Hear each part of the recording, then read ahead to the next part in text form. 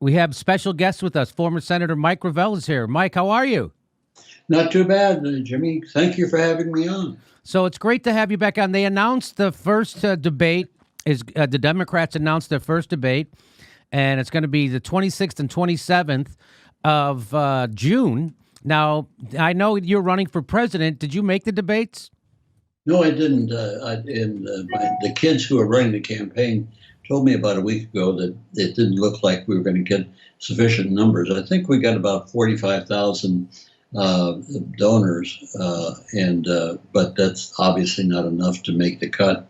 We've been on several polls, but those polls are not entirely being recognized by the Democratic Party. But I'm not upset about not being on board. We may pursue a streaming process. We're investigating that. But every hope is that we'll be on the debates in July. And if not July, we'll hang in there to August, September, whatever. And so the benefit to the issues that we're talking about is not so much in being on the debate, it's being discussed and the people treating the issues intelligently. So whether it's direct democracy with my legislature of the people, or it's a need to have a new investigation into the 9/11 Commission, all of those things will come to the fore as we pursue our efforts. So tell me why are you running again, and what are you trying to do? I'm running because first off, it wasn't my idea. It's these kids that talked me into running. You know, when they said that I should run for president, I said, do you have any idea how old I am? You know, if you can see the picture, I look like I'm 89 years old, and I'm 89 years old. But what the reason for running is to be able to take the attention that's showered on me as an individual by running and transfer that to knowledge of issues for the American people. Stand by. I'm sorry. No problem. This was no problem. Okay, well, that's it. Okay, so go. Do you want to finish? Go ahead. Who, me or you? So what are you? So you want to take the attention? He's taking the call. The attention. Did you take it? I took care of that call. It's done. I took care of it with my finger. Okay, so. And it's so rude of them to interrupt the Jimmy Dore show. No, I feel the same way. I feel the same way. So what are some of those issues you're trying to use the attention you're getting from running? What are you trying to, tell me what you're trying to do. Well, I want to deal with the issues that Bernie Sanders is talking about. I dealt with those issues back in 2008, and Bernie picked up on that and has been pursuing that ever since. And so all of the domestic issues that Bernie's involved with, I just endure in spades. The other issues, which would be foreign policy issues and military issues, I probably take a stronger view than Bernie, and I line up very closely with Tulsi Gabbard, who I think is going to be on the top ticket one way or the other. She has such gravitas when she makes her presentations, and she's got experience as 6 years in Armed Services Committee, 6 years on Foreign Relations Committee, and that shores up the shortcomings that Bernie has in a big way. So my dream ticket would be Bernie and Tulsi, or vice versa. And so that's what we're pushing for, is these issues: single payer health care, an infrastructural rather than the measly $2 trillion that they're talking about with Trump. That's ridiculous. We have a $20 trillion deficit in our infrastructural system. We need to provide education for everybody, from youth to elderly people, and it should be fully paid by the American taxpayer. When we deny these funds to education, what we're doing is essentially eating our own seed corn, because our future is going to be these people educated and bringing their genius to the global community. We're not preparing for that. We're not doing that, and China is. And so China is guaranteeing that they'll be the ascendant power within 20 years. Now, it seems like there's a pivot, a military pivot. That doesn't seem like they've talked about a military pivot to Asia. Does that mean China? And what does that mean? Do you think that they would actually do hostile military actions to China over economic reasons? We do that right now. God, what else is new? We do that right now with these silly confrontations in the South China Sea. Mm-hmm. We're upset over the fact that China doesn't spend enough money on weapons, which we'd like to see them do, because since we're wasting our treasure on weapons, we want them to waste their treasure on weapons. But what they're doing is they're taking their economic treasure and trying to raise the standard of living of the people throughout the world by doing infrastructural improvements. That in my mind is where the future is. And we've been invited several times to join the Belt and Road, and we're opposed to that. So what do? We want people to arm themselves to the teeth, buying our arms and creating jobs in the armaments industry, so that they can confront China. They're not going to do that. They're grateful for the fact that China is providing the loans and the infrastructure that is going to bring about their development. Now, so when we criticize, like with Sri Lanka, there was a port that was financed by the Chinese, and the operation of it was very poorly done. It was almost led to bankruptcy. So rather than China, they didn't go in and do what we did with the IMF in Greece, and is squeeze the people at the bottom of the ladder to pay back these loans to banks. No, what China did in Sri Lanka was they turned around and renegotiated the operation of the port. The operation of the port for the next 90 years, because what they're doing is, since the people that were trying to operate it were not doing a good enough job, by taking it over, they're doing a good job. So there's benefit to all of the stakeholders involved in that development. And so they're not holding the people. The loans that China isn't this interesting. The loans that China is making around the world to build this infrastructure are not recourse loans. That means that if the loans aren't paid back, you can't go to the people and squeeze them to pay back the loans. They're non-recourse. And so if you go to borrow money at the bank, they want your arm and a leg, but no, the Chinese just want the recourse of the loan itself. So what's in it? What's in it for the Chinese to do this? Oh, great question. First off, China is, in a unique history of civilization, was able to move in 30 years 600 million people from poverty to middle class. Now, that is establishing a lot of freedom. So what is their motivation? Real simple. They've done this internally, and yet they realize that they have overcapacity. So to use up that capacity, they go around the world and open and start projects where they then help build the projects. That uses up their excessive capacity, and it's a win-win for the local government. It's a win-win for China, and it's a win-lose for the United States, because we refuse to get involved and really concentrate on arming ourselves and arming the people to take China on. Not going to happen. China has got too much patience. They're not going to buy into our craziness in this regard. So when you say that China has overcapacity, you mean they have over industrial capacity that they couldn't use in their own country, so that they then export their capacity that way? Is that what you're saying when you say capacity? Both, yeah, that's exactly correct. And they have overcapacity within their country that they're trying to use up as best they can.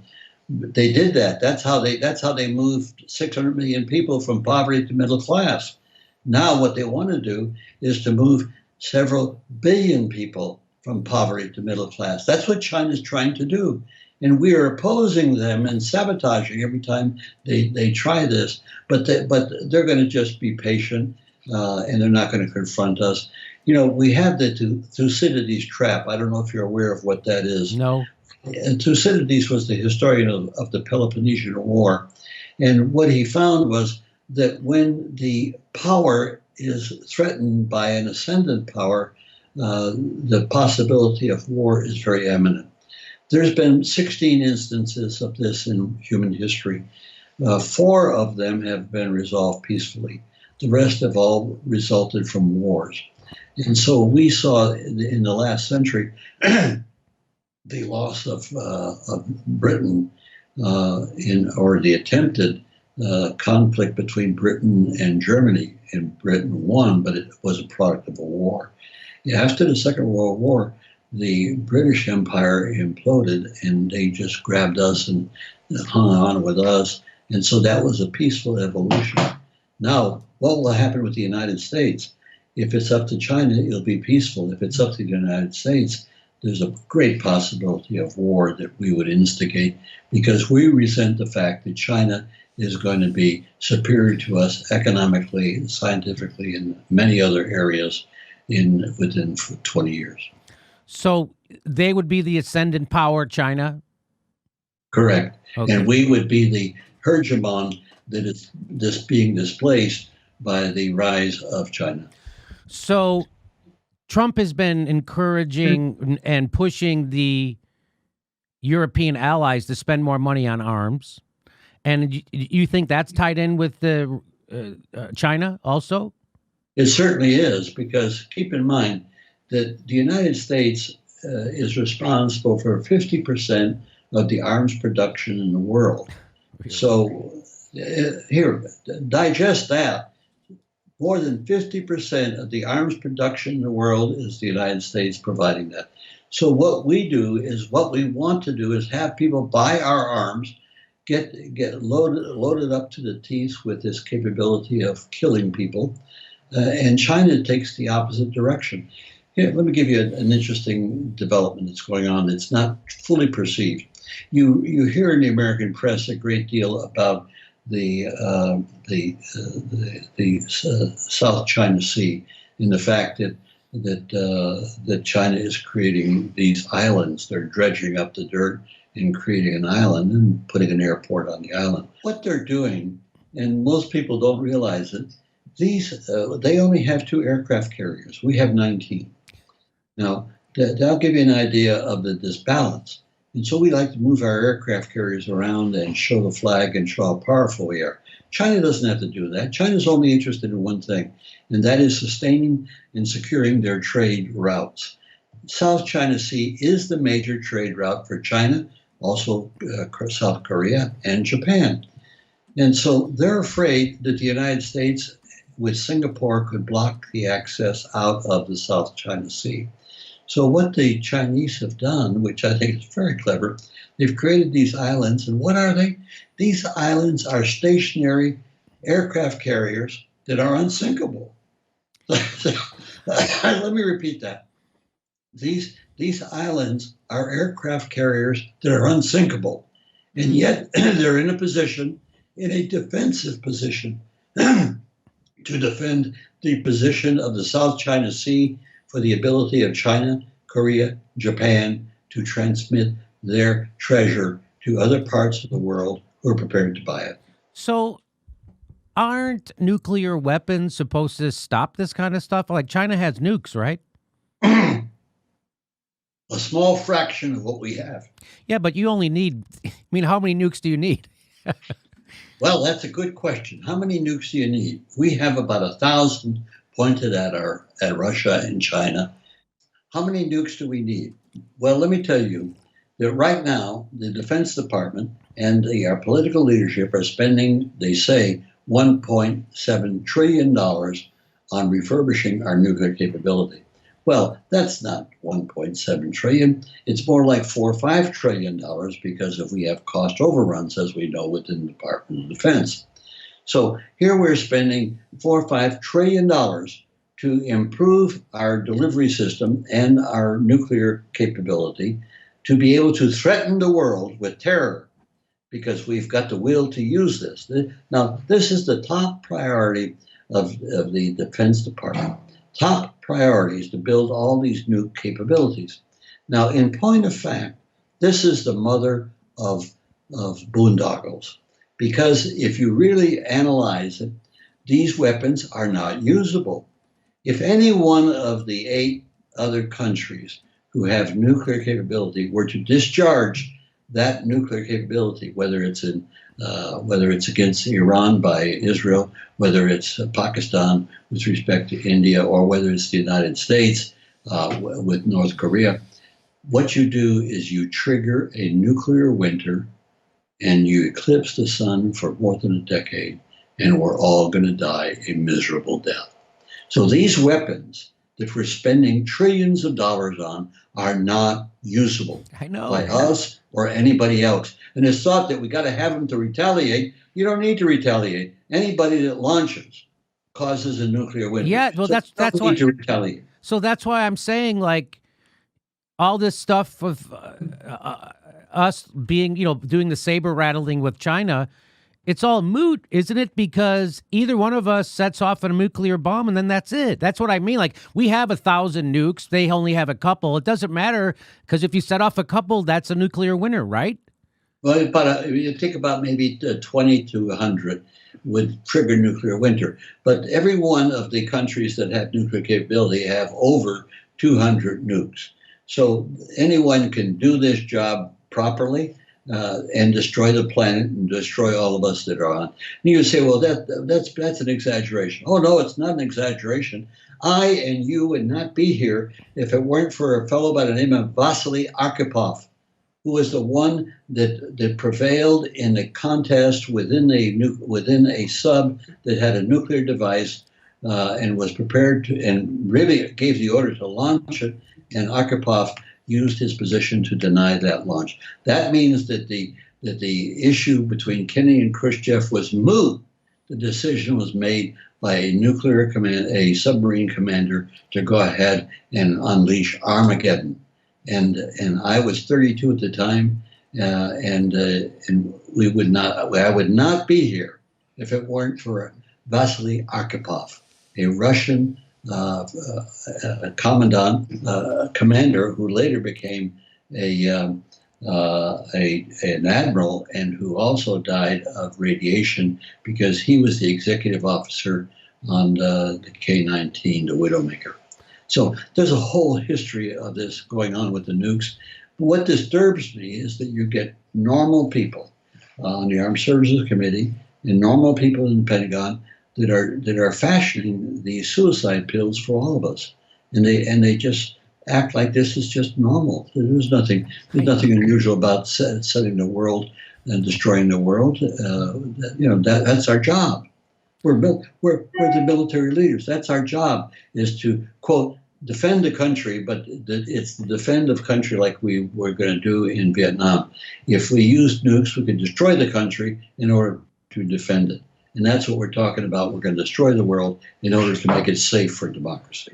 Right now, they're getting ready to destroy Iran again. And it feels to me like people will see through this one, or enough people will see through this, because it seems like enough people saw through Venezuela and Syria to stop it, right? So we didn't go to war in Syria. We did clandestine war, but not a stated war. And but that's war. But Jimmy, that's war. And when we do these sanctions, that's war. Yes. Make no mistake about it. We're killing about 40,000 plus kids in Venezuela right today as we talk. And to kill that many people and say that that's not war is really burying your head in the sands. And we do the same thing. You recall what happened under Bill Clinton. We killed 500,000 kids. And Madeleine Albright said it was worth it. That's what they call collateral damage. This is not collateral damage. We go around the world and sanction people at will if they don't really hone to our leadership. Now, of course, the tyrants, they just suck up to us and we protect them, and we don't talk about any sanctions. The use of sanctions is the abuse of our having the dollar is the tool of global monetary system. Now, what's happening is it's going to change. These people are going to gang up on us, and before I know it, the dollar will not be the medium of global transfer. It will be the Chinese and the Euro and others. So our stupidity is opening the world, is accelerating the rate under which China will be the hegemon in the world. And based upon their historic record and their record right now, they will do a better job in providing for world peace than we have in the last 100 years. And the reason why we're such a warmongering nation, even though we're brainwashed into thinking we're the bringers of democracy and liberty, the reason why is because the military-industrial complex has captured our government, right? That's the reason? Totally. Yeah. Lock, stock, and barrel. And it didn't just happen now. This goes back to the framers of the Constitution establishing slavery for perpetuity. And in the Constitution, they made sure that you could not do away with slavery. And it took a civil war to do it. And yet, even after the Civil War, you had the machinations of the 1877 election, which Tilden and the other guy. And of course, what they did is they stopped the Reconstruction program in the South, which should have gone on for another 25 years to make it stick. But what we've done with, and Jill Lepore has a great history out called These Truths.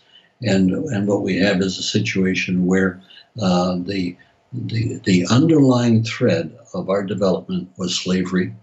And in addition to the coarsening of our human psyche and destroying the American psyche in that regard, was added by the coarsening of what we did to indigenous people, which was genocide. We didn't try to enslave the Indians. We had a policy of annihilation. And that's what we live with today.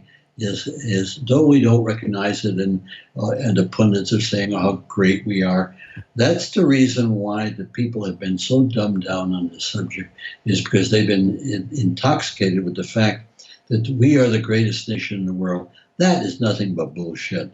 We're not the greatest nations. We don't even come close to it. And yet, that's what we've caused the American people to believe. And so in our hubris, it sets us up to go ahead and support what is opposed to our self-interest. And that's what's going on in this country today. And will we be able to break the Gordian knot that's tied us up in that? The only way I know of is to empower the people to make laws in a very deliberative fashion. So what do you... I mean, it's happening right now, Iran. So they're trying to manufacture consent for us to go to war with Iran, the country right next to Iraq. You would think that, I mean, it's going to be a heavier lift this time. Do you have a prediction what will happen? Oh, there's no question. Iran has great capability to defend itself. That doesn't mean that they won't get annihilated. But I'll tell you, we'll pay such a price that it'll be under. Here, they've got cruise missiles that have been developed that they can take out an aircraft carrier. So here you have an aircraft carrier fleet. That's about the aircraft carrier with about 20, 30 vessels around it for screen protection. But now with the new technology we have, you could just void all of that and just knock off these aircraft carriers one at a time. They're surface vessels. What's not viable to being knocked off is our submarine, our Trident submarines. And you want to know how secure we are in that? We could do away with our nukes in the silos. We could do away with our cruise missiles and just leave us alone. And we should do away with these voluntarily, without any negotiation of any country, and do it openly and invite all the new countries to watch us destroy those weapons.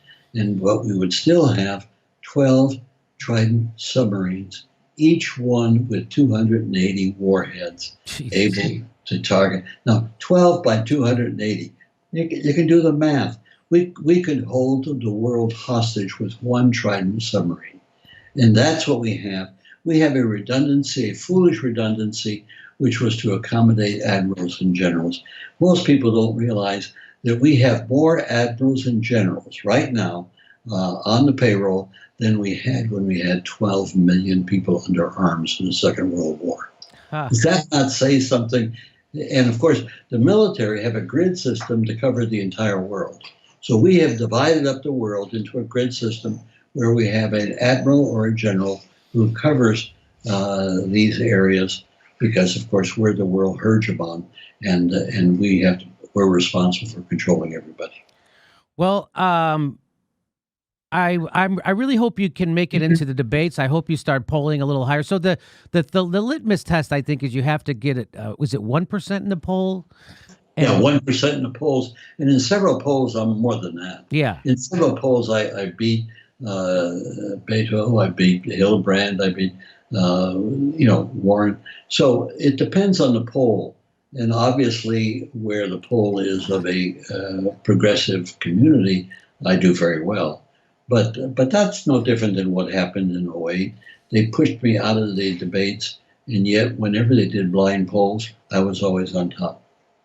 Yeah, I remember those debates, and I remember I didn't know who you were, but I remember like, wow, he's really saying a lot of hard truths nobody else will, and they openly mocked you. Oh yeah. Well, what else is doing?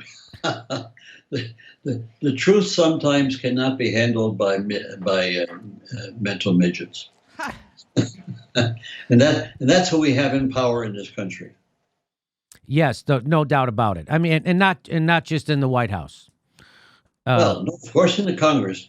Do you think all this nuclear stuff happens by accident? Of course not. This is the Congress that sucks up to this and empowers that. That's the reason why I'm so supportive of AOC Cortez. That what she's talking about is to try and bring a new element within the Democratic Party in the Congress that is responsible for these things. You don't vote for these budgets. You just don't vote. Now, of course, the lobbyists of the military-industrial complex, they go into your congressional district and try to get you defeated. So this is what's been done, and Ocasio is trying to turn this on themselves, and that is to don't donate to the Democratic Congressional Committee, donate to the individuals that you believe in. Because what the Democratic Committee will do is to parcel out the money they collect, like they do in the Senate, to all of the incumbents, whether you're a good incumbent or a bad incumbent. And what AOC wants to do is to distinguish between who's a good incumbent and who's a bad incumbent, and rightly so. So it's a snail's pace, the progressive takeover of the Democratic Party, if it's happening at all. People don't realize that the Democratic leadership is actually to the right of Trump voters. So Nancy Pelosi and Chuck Schumer are not lefties in any sense of the word. They're corporatists through and through, and their political positions are literally to the right of Trump voters. So they are Trump voters are for taxing the wealthy. She is not. Trump voters are for ending the wars. She is not. Trump voters are for single-payer health care. The Democratic leadership is not. So what do you make of the progressive takeover of the Democratic Party? And I'll just ask you that. Well, it was successful in the last election. Will it be in the next election? I don't know. That's the reason I and other people are working very hard to get the message across to the general public. But like I say, the general public has been dumbed down by the military-industrial complex and the false hubris. I think the most damaging thing of all in our society is the false hubris, where we think we're better than anybody else in the world. And so when Americans are unemployed and they still think that, oh, we're the best, well, hell, we're not the best. You're unemployed, Charlie, and you ought to wake up to that fact. Yeah. People, they keep talking about what's radicalizing people in America. And if it's YouTube or if it's Trump's rhetoric or if it's immigration, what radicalizes people in America is that they have an economic system that threw them overboard 40 years ago. They have, when 80% of workers live paycheck to paycheck, when 60% of Americans can't afford a $400 emergency, and 30 million Americans don't have health care at all, and the rest of them who do worry about going bankrupt every time they get sick, that is what radicalizes people and pushes people to demagogues and con men like Donald Trump. So if you're afraid of that stuff, maybe the left would start offering people something to actually help their lives in the richest country in the face of the earth has ever seen. Well, I couldn't agree more with you on that regard. And that's the problem we have. And, we used to laugh, the Democrats used to laugh about the fact that the people in Kansas would always be voting for people that are not in their self-interest. Well, we do that nationally. Yes. And it's only recently that I've really focused on the fact that it's really our hubris, our arrogance that we think when you begin to think that you're better than somebody else generically, then you're really on the downward slope. And that's where we are, both militarily and politically in the world today. We think we're better than anybody else. Well, the Chinese are going to embarrass us because they're going to show us that we're not better than they are. Yeah. Well, listen, Senator Gravel, I really appreciate you taking time. Is there anything we didn't get to you want to talk about? No, just repeat the fact that the answer is for the people to vote to create a legislature of the people and provide for its operations in a very deliberative fashion. That's the answer. It's the people. It's not the government. Thank you, Jimmy, for having me on your show. Okay, Senator Mike Gravel, I really appreciate your voice. Thanks for telling the truth, and thanks for sticking your chin out as always. You're always welcome back. Thank you. Bye-bye. Okay. Hey, we just added St. Louis and Honolulu to our live tour schedule. Go to jimmydorecomedy.com for a link for all the tickets for all our live shows. We might be coming to your town. Go check right now at jimmydorecomedy.com. And if you like the show and want to support it, become a premium member. You can become a patron or through PayPal, or go right to jimmydorecomedy.com and become a premium member. That's the best way. We'll see you at a live show.